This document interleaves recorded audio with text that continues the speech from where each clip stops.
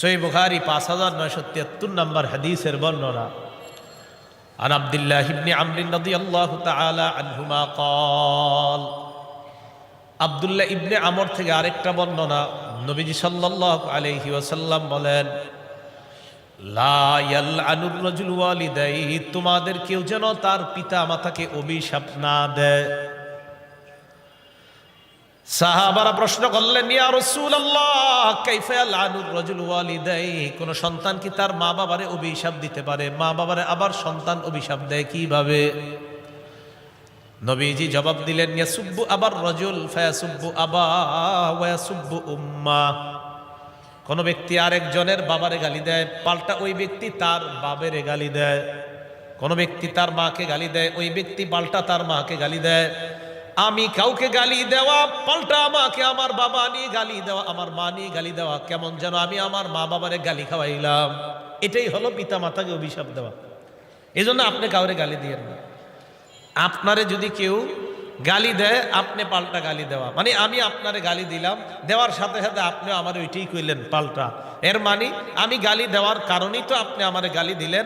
এই গালি আমি আপনার থেকে যে পাইলাম, এটাই আমি আমার আব্বা আম্মারে অভিশাপ দিলাম, মানে আপনারে গালির কারণে আপনি আমারে শোনায়া দিলেন। নবীজি গো, এটা তুমি তোমার মা বাপের এই গালি নিজ হাতে ধইরা খাওয়াইলা, এটাই মা বাবার অভিশপ্ত করা।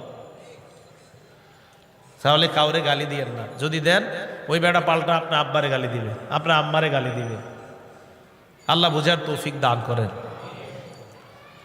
রাসূলুল্লাহ সাল্লাল্লাহু আলাইহি সাল্লামের সাহাবী একজন নাম মুআবিয়া ইবনে জাহিমা আস-সুলামি।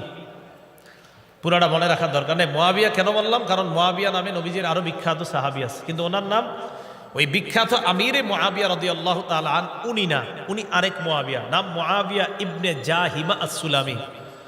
আর আমিরে মুআবিয়া বিখ্যাত যিনি, তার নাম মুআবিয়া ইবনে আবি সুফিয়ান। উনি আবু সুফিয়ান রাদিয়াল্লাহু তাআলা আনহুর সন্তান মুআবিয়া। আর আমি এখন যে সাহাবীর নাম বললাম, ওনার নাম মুআবিয়া ইবনে জাহিমা আস-সুলামি রাদিয়াল্লাহু তাআলা। তিনি রাসূল সাল্লাল্লাহু আলাইহি সাল্লামের কাছে আসছে। আসার পর নবীজিকে বলতেছেন, ইন্নী কুনতু আরাদতুল জিহাদ মাকা ইয়া রাসূলুল্লাহ, ইয়া রাসূলুল্লাহ, আমি আপনার সাথে জিহাদের ময়দানে থেকে আপনার পাশে থেকে লড়াই করতে চাই। নবীজি বললেন, আহাইয়াতুন উম্মুকা, তোমার মা জিন্দা আছে কিনা? কয় জি জিন্দা আছে। রাসূলুল্লাহ সাল্লাল্লাহু আলাইহি ওয়াসাল্লাম বললেন, ইরজি ফাবাররাহা, যাও তোমার মায়ের সেবা করো। তিনি বলেন, সুম্মা আতাইতুহু মিনাল জানিবিল আখার, আরেক পাশ দিয়া নবীর সামনে আসলাম। আসার পর বললাম, ইন্নী কুনতু আরাদতুল জিহাদ আবতাগি বিযালিকা ওয়াজহাল্লাহি ওয়াদ দারাল আখিরাহ, আমি আপনার সাথে থেকে আপনার পাশে থেকে লড়াই করতে চাই। আমি এই জিহাদের দ্বারা আল্লাহর সন্তুষ্টি আর আখিরাত কামাই করতে চাই, এটা আমার উদ্দেশ্য। নবীজি বললেন, আহাইয়াতুন উম্মুকা, তোমার মা জিন্দা আছে কিনা? কয় জি আছে। রাসূলুল্লাহ সাল্লাল্লাহু আলাইহি ওয়াসাল্লাম বললেন, ইরজি ফাবাররাহা, বাসায় যাও মায়ের সেবা করো।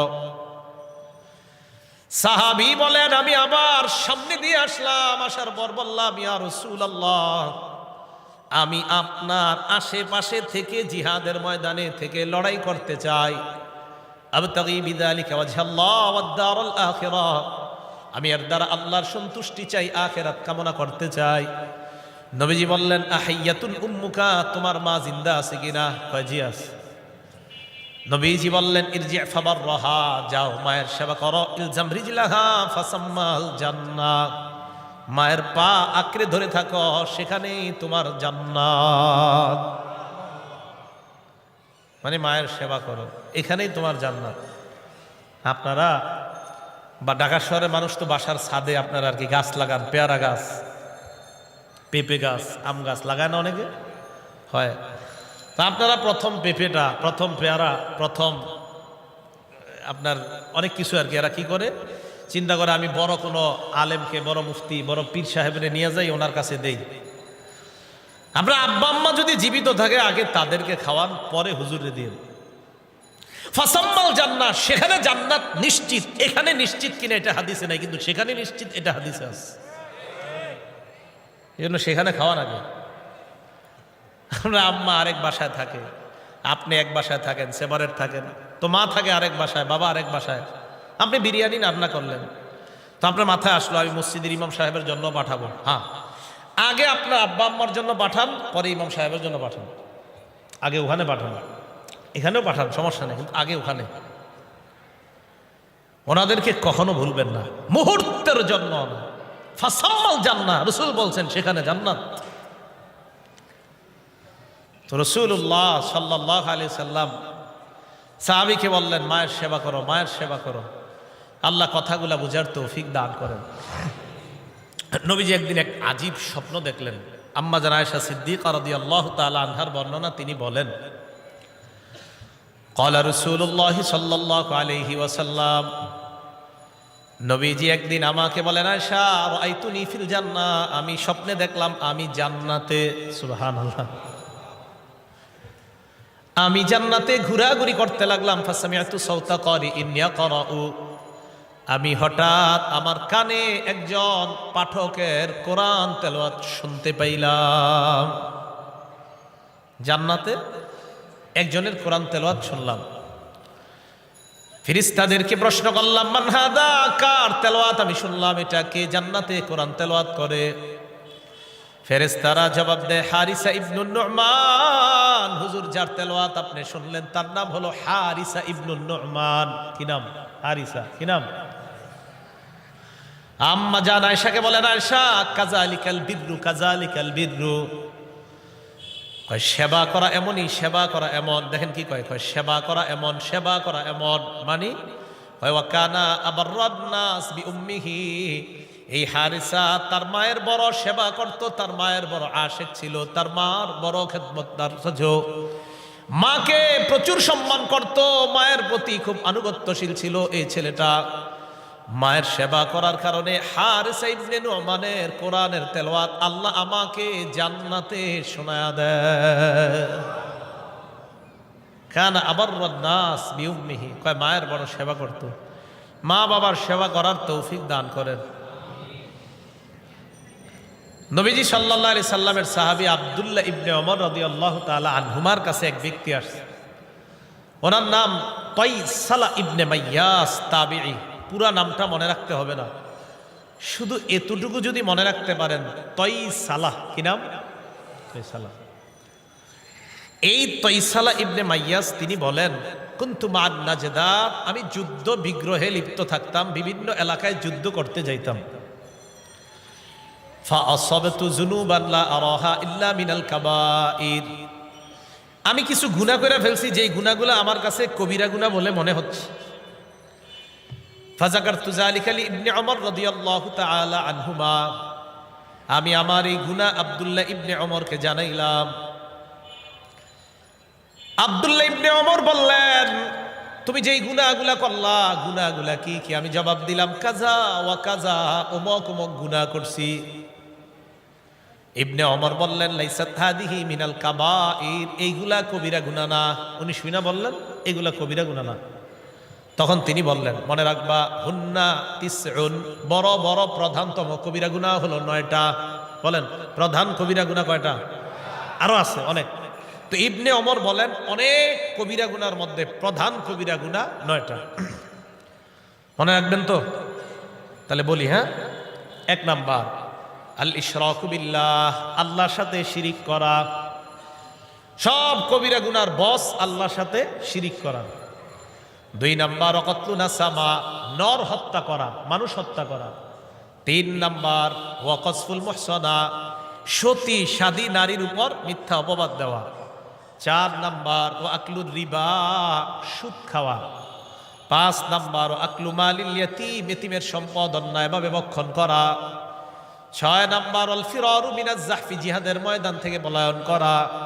7 নাম্বার ইলহাদুন ফিল মসজিদ, মসজিদের মধ্যে ধর্মদ্রোহী কাজ করা। মসজিদে কি করা? ধর্মদ্রোহী কাজ করা। 8 নাম্বার আল্লাযী ইস্তাসতিরু, ধর্ম নিয়ে উপহাস করা। 9 নাম্বার ওয়া বুকাউল ওয়ালিদাইনি মিনাল উকুক, আপনি কষ্ট দেওয়ার কারণে পিতা মাতার চোখের মধ্যে পানি আসা। আপনি কষ্ট দিয়েছেন, এই কষ্টের কারণে মা বাবার চোখে পানি আসছে।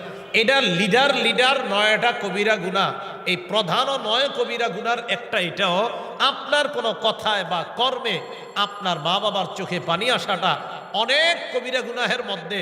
আব্দুল্লাহ ইবনে ওমর 9টা প্রধান বললেন, এর মধ্যে এটাকে স্থান দিছে যে কোনো সন্তান যদি পিতামাতার চোখে পানি আসে, তার কারণে যদি সন্তানের কারণে যদি পিতামাতার চোখে পানি আসে, এটাও অনেক বড় পর্যায়ের কবিরা গুনাহ। এবার আব্দুল্লাহ ইবনে ওমর ওই ব্যক্তিকে বলতেছে, যিনি বলছে আমি তো বড় বড় গুনাহ করছি, তো ওনারে কয় আতাফরাকুন নার, তুমি কি জাহান্নাম থেকে দূরে থাকতে চাও? ওয়া তুহিব্বু আন তাদখুলাল জান্নাহ, তুমি কি জান্নাতে যেতে চাও? বলেন জাহান্নাম থেকে দূরে আর জান্নাতে সবাই যেতে চাই না ইনশাআল্লাহ? তো ইবনে ওমর এই কথা বলার পরে তিনি বললেন ই ওয়াল্লাহ, জি আমি তো এটা চাই আল্লাহর কসম। আব্দুল্লাহ ইবনে ওমর বললেন আহাইয়াতুন ওয়ালিদুক, তোমার মা বাবা দুইজনের কেউ জিন্দা আছে কিনা? তাইসালা ইবনে মাইয়াজ জবাব দেয় উম্মি ইনদি, আমার কাছে আমার মা আছে। আব্দুল্লাহ ইবনে ওমর বললেন দুইটা কাজ করবা, আলান তালাহাল কালাম, মায়ের সাথে যদি কোমল সুরে কথা বলো। এক, আজকে থেকে আপনার মা বাবা যারা আছে মরণের আগ পর্যন্ত ওয়াদা করেন তাদেরকে জোরে ভাষায় কখনো কথা বলবেন না। আখেরাত বরবাদ করে দিয়েন না, হাত নামান। 1 নাম্বার, যদি মায়ের সাথে কোমল ভাষায় কথা বলো, নরম সুরে, ওনার মা জিন্দা আছে বলতেছে। 2 নাম্বার, ওয়া আতআমতাহাত তাআম, যদি খাবার খাওয়াও। কি খাওয়াও? খাবার খাওয়াও। লা তাদখুলুন্নাল জান্নাহ, অবশ্যই তুমি জান্নাতে প্রবেশ করবা। মায়ের সাথে কোমল আচরণ করবা, আর হলো তুমি তাকে খাবার খাওয়াবা। এখান থেকে বোঝা যায় আপনারা 4 ভাই যখন আলাদা হয়ে যান, 5 ভাই আলাদা হন, আপনি চেষ্টা করবেন আপনার আব্বা আম্মারে আপনার সাথেই রাখতে। এতে আপনি জান্নাত আপনার সাথেই রাখলেন। এখন অনেক ছেলেরা মনে করে আব্বা আম্মা আমার সাথে নাই মানে বাঁচলাম। আপনি বাঁচেন নাই, আপনি ঠকছেন। আপনি বাঁচেন নাই, আপনি ঠকছেন, সত্যি আপনি ঠকছেন। কয় ছোট ভাইয়ের কাছে আম্মার আব্বারে দিয়ে দিছি, বাঁচলাম। না না, ছোট ভাইয়ের জান্নাতের রাস্তা সহজ করে দিয়েছেন, আপনারটা কঠিন বানায় নিছেন। তা আব্দুল্লাহ ইবনে ওমর বলে দিলেন তুমি মায়ের সাথে কোমল ভাবে কথা বলবা, মাকে খাবার খাওয়াবা, ঠিক মতো সেবা করবা, অবশ্যই তুমি জান্নাতে প্রবেশ করবা। এখন আসেন, আপনার ছেলে মেয়ে আপনারে বড় হওয়ার পর তারা যে আপনার আনুগত্য করবে, সেবা করবে, এটা কখন? আপনি যদি তাদেরকে ইসলামী সভ্যতায় বড় করে তোলেন। না হয় ওই সন্তান আপনাকে নিয়ে বৃদ্ধাশ্রমে রেখে আসবে, ওই সন্তান আপনাকে বাবা মা হিসাবে মূল্যায়ন করবে না। ওই সন্তান বিদেশে থাকা অবস্থায় আপনি যখন মারা যাবেন, তখন ওই সন্তান বলবে আমার ইম্পর্টেন্ট একটা মিটিং আছে আজকে, এই মিটিং ছেড়ে আমি বাংলাদেশে যাওয়া সম্ভব না। মৃত্যুর পর আপনাকে দেখারও তার কোনো সুযোগ মিলবে না, এটা মাথায় রাখবেন। সন্তানকে যদি সভ্য সন্তান হিসাবে গড়ে না তোলেন, প্রথম কথা, সন্তান যাদের না হয় তারা আল্লাহর কাছে দোয়া করবেন। সন্তানের জন্য কি করবেন? দোয়া করবেন। খুব বেশি আল্লাহর কাছে দোয়া করা। দোয়া করার ক্ষেত্রে মাথায় রাখবেন, অনেকের এই সমস্যা যে হুজুর 14 বছর, আজকে একজন বলতেছে ওনার 14 বছর বিয়ে করছে, সন্তান হয় না। এটা আল্লাহর ইচ্ছা, সন্তান দেয় আল্লাহ, সন্তান দেয় না আল্লাহ। সন্তান দেয়ও আল্লাহ, সন্তান যদি না দেয় এটাও আল্লাহর ক্ষমতা। সূরা শূরা আয়াত নাম্বার 49-50 আল্লাহ বলেন লিল্লাহি মুলকুস সামাওয়াতি ওয়াল আরদ, আসমান জমিনের রাজত্ব আল্লাহর। ইয়াখলুকু মা ইয়াশা, আল্লাহ যা চান তা সৃষ্টি করেন। ইয়াহাবু লিমান ইয়াশাউ ইনাসা, আল্লাহ চাইলে কন্যা দান করেন। ওয়া ইয়াহাবু লিমান ইয়াশাউ যুকুর, আল্লাহ চাইলে কাউকে ছেলে দান করেন। আও ইউযাওয়িজুহুম যুকরানা ওয়া ইনাসা, আল্লাহ চাইলে ছেলে মেয়ে উভয়টা দান করেন। ওয়া ইয়াজআলু মান ইয়াশাউ আকীমা, আল্লাহ চাইলে ছেলেও দিবেন না, মেয়েও দিবেন না, ওই নারীকে বন্ধা রাখবেন, এই ক্ষমতাও কার? এখন যাদের সন্তান হয় না, আপনাদের কাজ হলো আল্লাহর কাছে দোয়া করা। কি করা বলেন? দোয়া করা। দোয়ার ক্ষেত্রে 1 নাম্বার মনে রাখবেন, যখন দোয়া করবেন, দোয়াটা করার সময় আপনি যখন কোনো আলেমের কাছে গিয়ে বলবেন হুজুর দোয়া তো করতেছি গত 10 বছর, কাজ হয় না, ওই আলেম প্রথমে আপনাকে বলবে আপনি কোনো হারামের সাথে জড়িত আছেন কিনা। কি বলবে আপনাকে? এখন আপনি যদি বলেন হুজুর এমন বড় কোনো হারামের সাথে জড়িত নাই, তবে ওই ছোটখাটো একটা ইয়াতে জড়িত আছে, এখানে আপনার হালকা কিছু সুদ আসে, কি আসে? হালকা সুদ আসে, তা আপনি যতই দোয়া করবেন দোয়া তো আপনার কবুল হবে না। দলিল তিরমিজি শরীফে আছে 2989 নাম্বার হাদিস, খুব মন দিয়ে শোনেন। রাসূলুল্লাহ সাল্লাল্লাহু আলাইহি সাল্লামের সাহাবী আবু হুরায়রা রাদিয়াল্লাহু তাআলা আনহুর বর্ণনা। যারা বলেন যে খালি দোয়া করি কবুল হয় না, মনোযোগ দিয়ে হাদিসটা শুনেন। ক্বালা রাসূলুল্লাহ সাল্লাল্লাহু আলাইহি ওয়াসাল্লাম, নবীজি সাল্লাল্লাহু আলাইহি ওয়াসাল্লাম বলেন, আইয়ুহান নাস, হে মানুষ,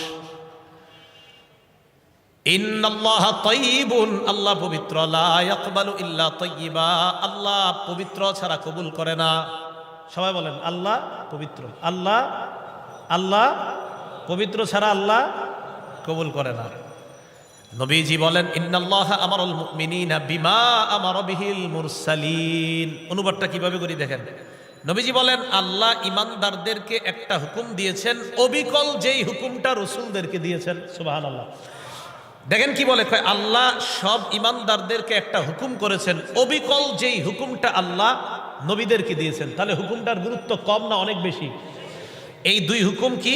একটা হলো নবীদেরকে, আর একটা ইমানদারদের। হুকুম একটাই, বাকি দুই শ্রেণী। রসুলদেরকে আলাদা আল্লাহ বলেছেন, ইমানদারদেরকে আল্লাহ আলাদা বলেছেন। বলেন তো ইমানদারদের মধ্যে রসুলরা আছে কিনা? কি এর পরেও আল্লাহ আলাদা বলছে, রসুল বলছেন, আবার বলছেন ইমানদার। খুব ভালো করে দুইটা আয়াত মনে রাখবেন যদি পারেন। এক নাম্বার সূরা মুমিনুনের 51 নাম্বার আয়াত, আল্লাহ বলেন, ইয়া আইয়ুহার রাসূলু কুলু মিনাত তাইয়্যিবাতি ওয়া'মালু সালিহা, হে রসুলগণ, আপনারা পবিত্র খাদ্য খান এবং নেক আমল করেন। কি বলছে? হে রসুলগণ, আপনারা পবিত্র খাদ্য খান এবং নেক আমল করেন। আসেন, নেক আমলের আগের শর্ত পবিত্র খাদ্য। বলেন, নেক আমলের আগের শর্ত দোয়া করার শর্ত। দোয়া করা আমল কিনা? আরে দোয়া করা আমল কিনা? শর্ত। রসুলদেরকে বলতেছে পবিত্র খান, পরে নেক আমল করেন। আরেকটা আয়াত মনে রাখবেন, সূরা বাকারা 172 নম্বর আয়াত, আল্লাহ বলেন, অনুবাদটা দেখেন তো একরকম কিনা। ইয়া আইয়ুহাল্লাযীনা আমানু কুলু মিন তাইয়্যিবাতি মা রাযাকনাকুম। রাসূলদেরকে বললেন, হে রাসূলগণ, পবিত্র খাবার খান। সূরা বাকারার 172 নম্বর আয়াতে বলে, হে ঈমানদারগণ, পবিত্র খাবার খাও। রাসূলদেরকেও বললেন পবিত্র খাবার খাও, ঈমানদারদেরকেও বললেন পবিত্র খাবার খাও। বলেন, হুকুম একরকম না আলাদা?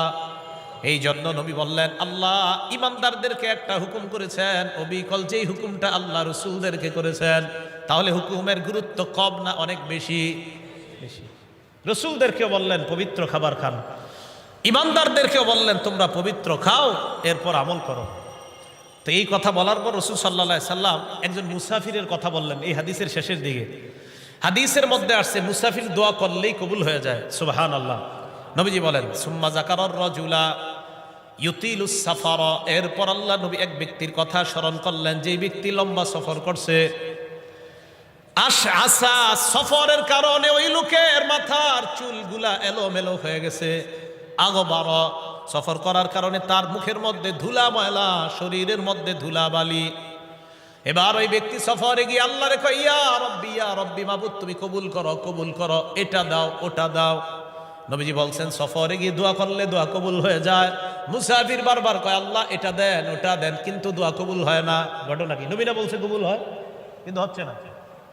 নবীজি বলেন, জানোনি কেন হয় না? মাতআমুহু হারাম, তার খাদ্য হারাম। ওয়া মাশরাবুহু হারাম, তার পানি হারাম।